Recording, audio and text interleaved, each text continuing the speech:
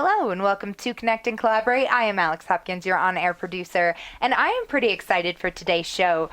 We've recently partnered up with Business for America for a conversation with Colorado Secretary of State Jenna Griswold, and that was an amazing event. I'm so glad we got to have you guys help us with that, and it was a conversation that was necessary. So what I want to take the opportunity to do on this show is explain who Business for America is and exactly what you do and why we partnered with you on the recent conversation with Colorado Secretary of State Jenna Griswold. But before I do that, I love to introduce my guests and explain a little bit as to why you are the experts here, particularly for Business for America. Richard, you've joined us once before with Jerry Chinyanow,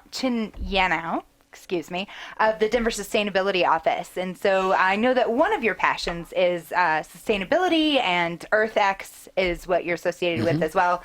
But you're also very big on the business side of things. So let's talk a little bit about you and your background and what brings you today in the seat of Business for America. Right. So when we think about sustainability, there are lots of different ways to conceive of it. There's environmental sustainability, there's social sustainability, and then there's also the sustainability of our democracy and the way our government functions or doesn't function and who benefits or doesn't benefit.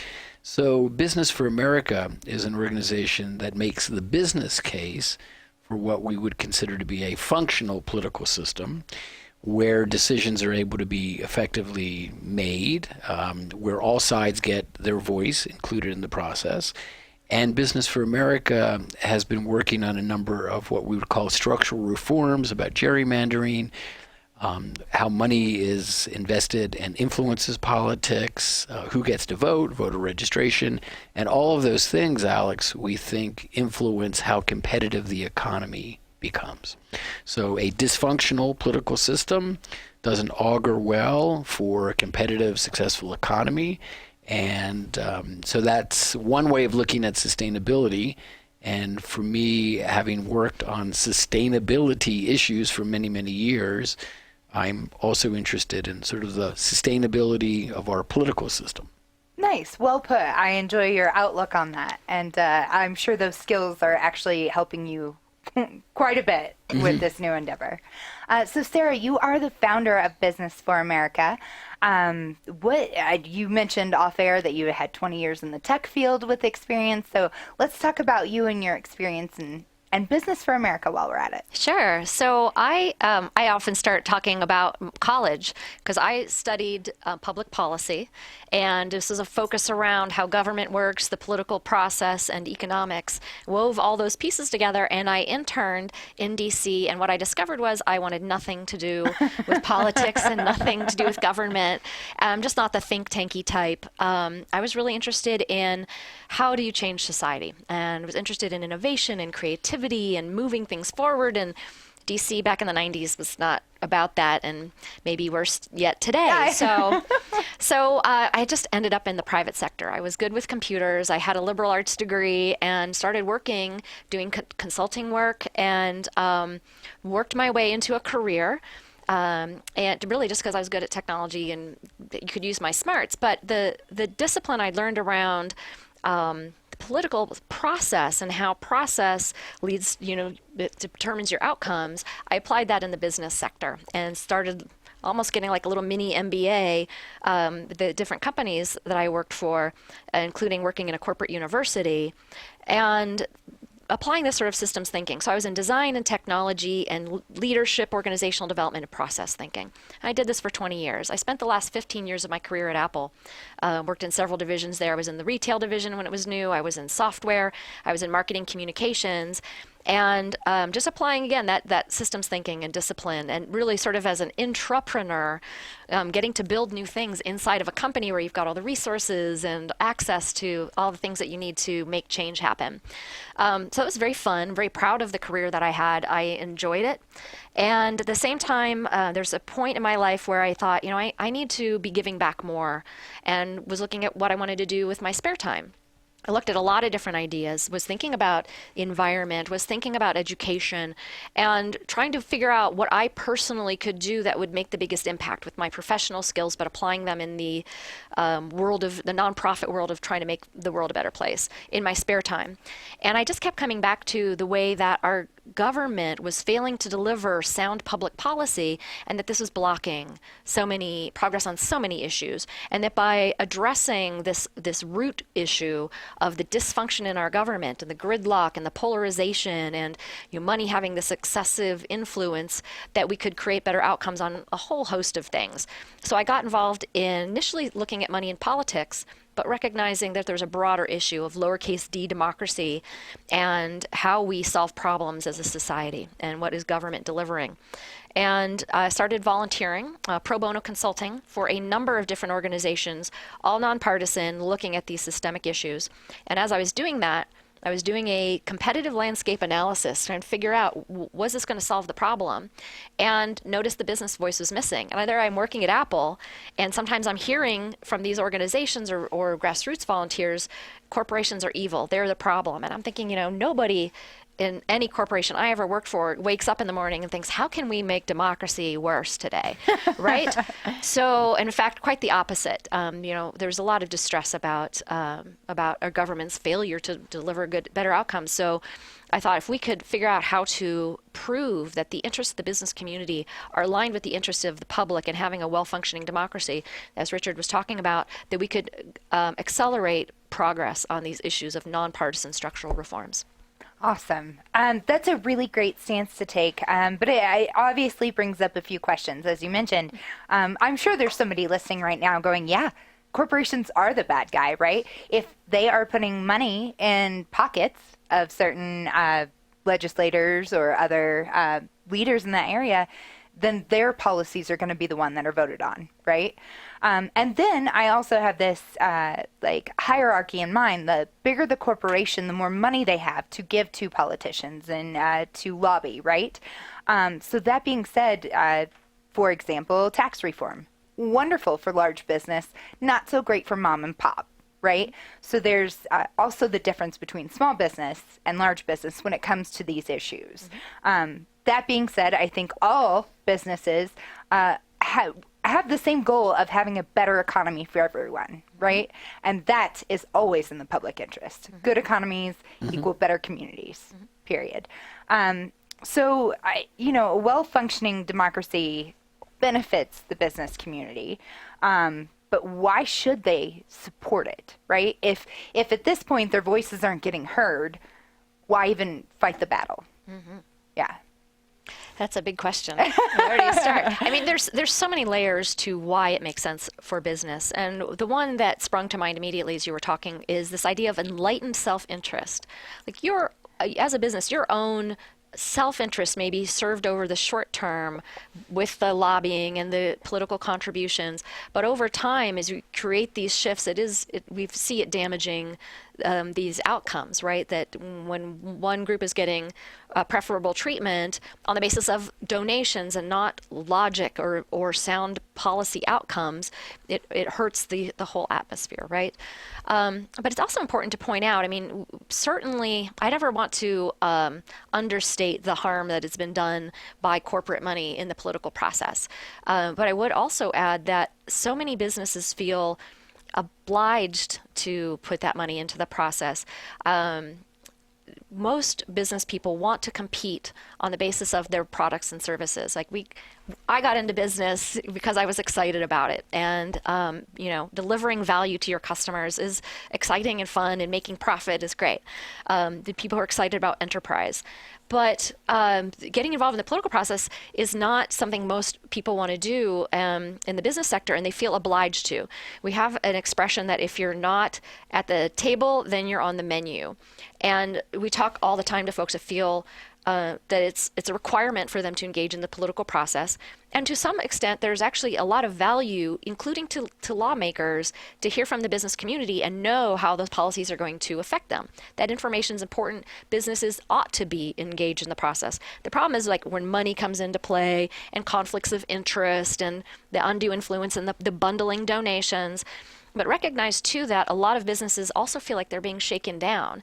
You know, they may not have made a contribution that year. They get a call from the lawmaker, hey, this bill is coming up in front of my committee. I'm pretty sure this isn't going to be really good for you. By the way, I'm running for office this year. We hear this repeatedly. So it's a two-way street. There are certainly people trying to create this influence, business people trying to sway the policy process. But it is also true that there are lawmakers trying to figure out how to play the business community for contributions. This is, at a certain point, it becomes this arms race where business people are donating to both left and right. They are constantly just feeling hit up, shaken down. And if we could remove that from the process, of course, like it'd be lovely and it just, level it down. But instead, it's just like it just keeps getting worse and worse. How we address that is a whole other question.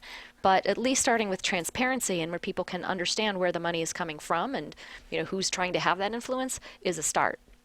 Well, I was going to say, in the Colorado legislature just last month, this is the end of May, actually earlier this month, there was a bill passed which requires disclosure and greater transparency to identify where those sources of money are coming from.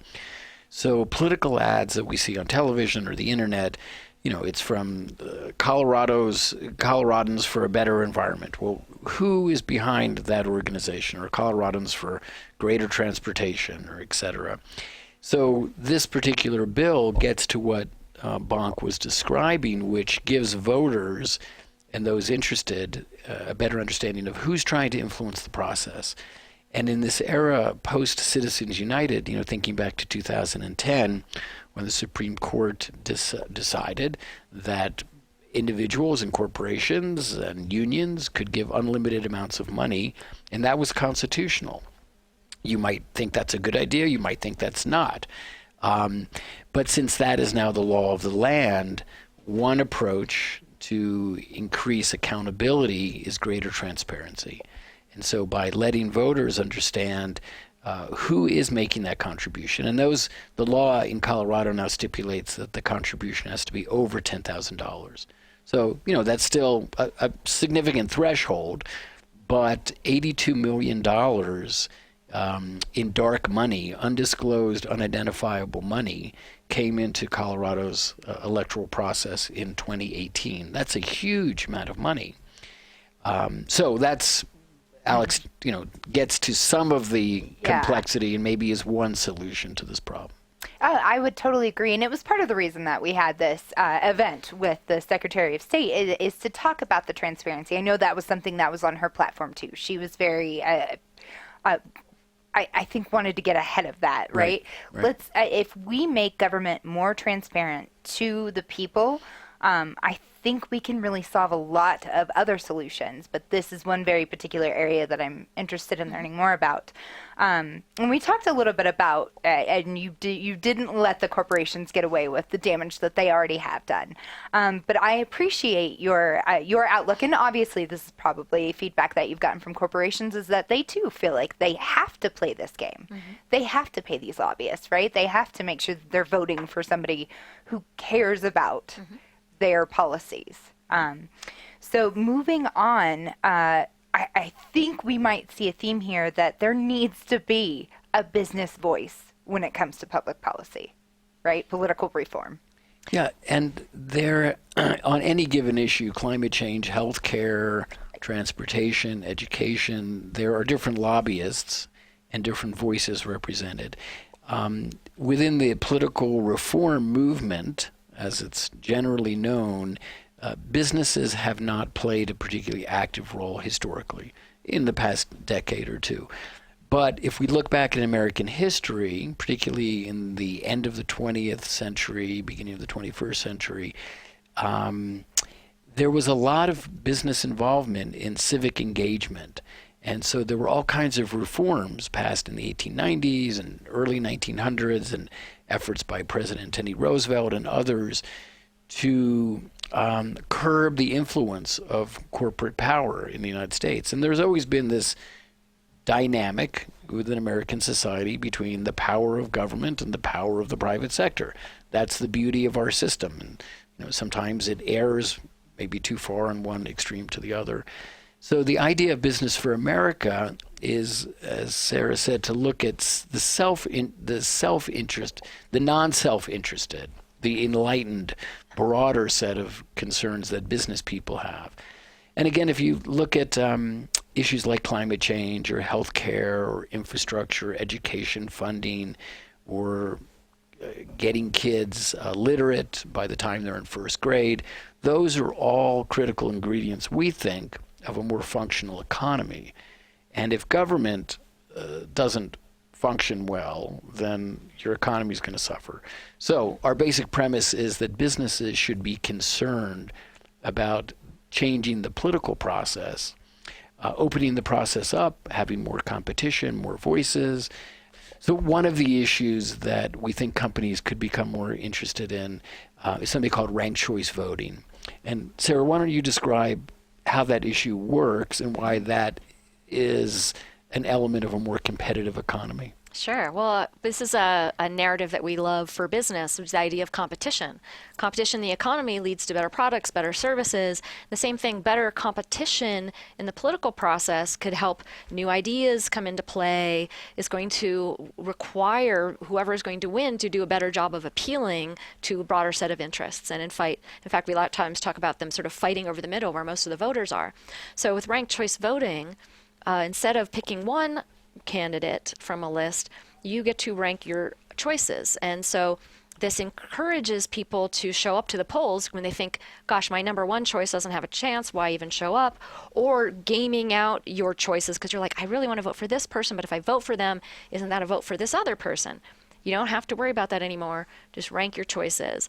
And basically, if your first choice has too few votes, then your vote goes to the second person, and so on until you just keep moving out the votes until somebody has a majority. So you end up with a true majority candidate, which is the other thing. Instead of having just a plurality winner, you get a real majority winner. Yeah, so and let me just a quick example. So in Denver's recent election, Mayor Hancock had secured 39% of the vote. There were 4 candidates, right? The second candidate had 25%, and the third candidate had 18%, and the fourth candidate had about 11%. So without ranked choice voting, the Mayor Hancock would have been just naturally reelected as a minority candidate. So in ranked choice voting, there's a runoff. So you have to have, as Sarah said, that minimum of 50% in order to be elected. Yeah, so you can imagine too where this changes the behavior of candidates. First of all, it reduces the toxicity of the elections. You'll even see where candidates are now saying, like, rank me number one and my competitor here number two because we're similar, or vice versa. So they're starting to reduce the toxicity of the elections, and they're needing to figure out how to appeal to a broader swath of voters. You can't afford to alienate people with these polarizing positions. So when people think about polarization and gridlock in politics, ranked choice voting is an excellent solution for that, and it fits so much like with the idea of competition and why it works in markets and it works in politics. So that's a reform that we're pretty excited about.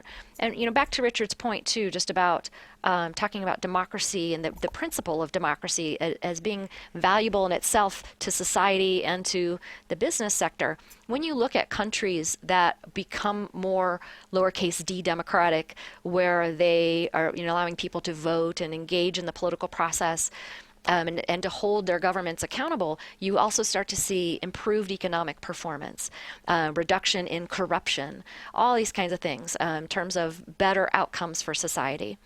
In America, it was at the it was actually announced, it was the 2016 report, when it was announced in January 2017, The Economist downgraded America from a full democracy to a flawed democracy. That's a real problem.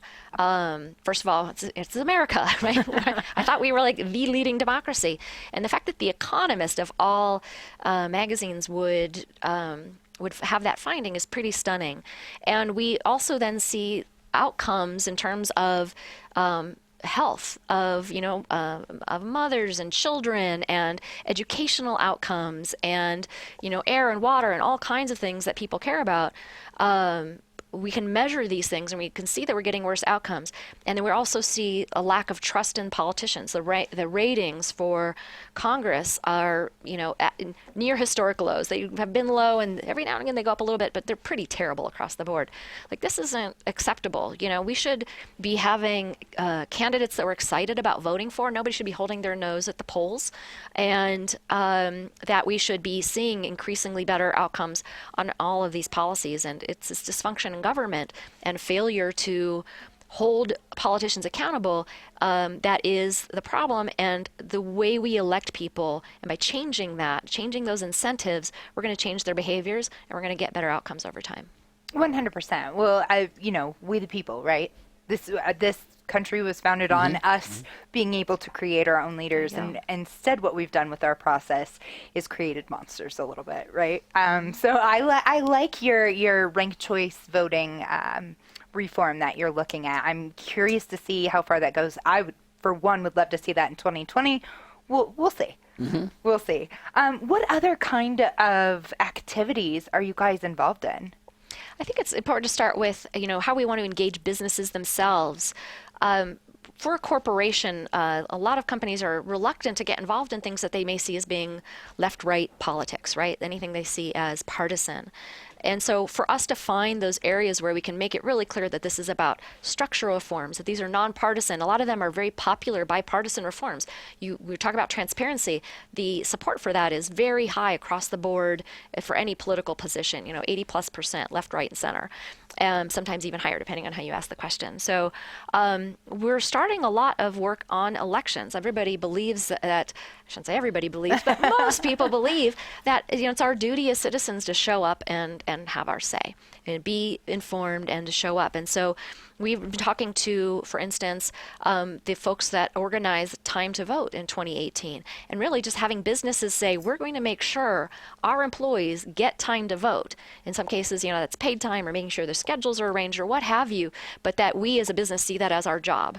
Of course, some states, they're required to do that, but not everywhere. So there's still, that's taking a stand on something. And we want to continue to help build that program, and then find additional ways that businesses can support the civic engagement of their employees and encourage it among their customers too. There's some places where they have things at their stores and retail outlets to say, like, hey, it's election day, get out there, this is important.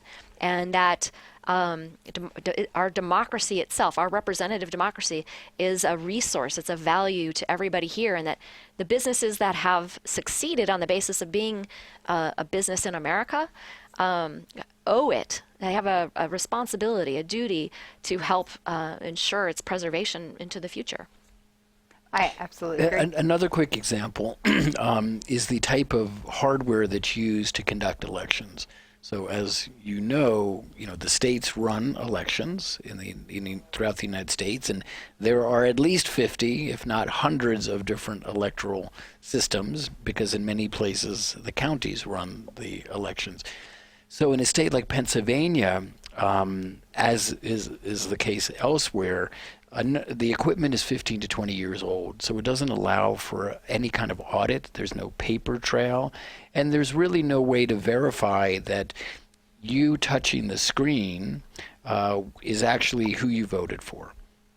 So, the opportunity for cyber hacking and for malicious actors to change that data and to get in and muck around with the election results, as we know has happened now in Florida and a few other states in the United States in 2018 and 2016, that's a real challenge to the integrity of our democracy. So we're working in a few places, particularly Pennsylvania, to support upgrading and investing in new hardware. Wonderful. Well, I'm a huge advocate of you can't make change unless you're going to be a part of that change. So I definitely advocate for more people voting and getting involved. And speaking of getting involved, where can I find out more about Business for America? Our website is bfa.us. We're a small organization in startup mode, and we're very excited to be reaching out and meeting more business people that are interested in helping to build something new, because this is uncharted territory. So corporations and business leaders standing up for their civic responsibility and putting their names and companies out there to take a stand. We'd be really excited to meet them and work with them. Wonderful. Well, thank you both so much for joining me today on Connect and Collaborate. It has been a real pleasure having you. Thank you so much, Good. Alex. Thank you, Alex. Yes, thank you. Be sure to like and subscribe our YouTube page while you're here. You can find this podcast and more at cobrt.com/radio-podcast. And below in the description, you can find more, particularly about Business for America. Have a wonderful day.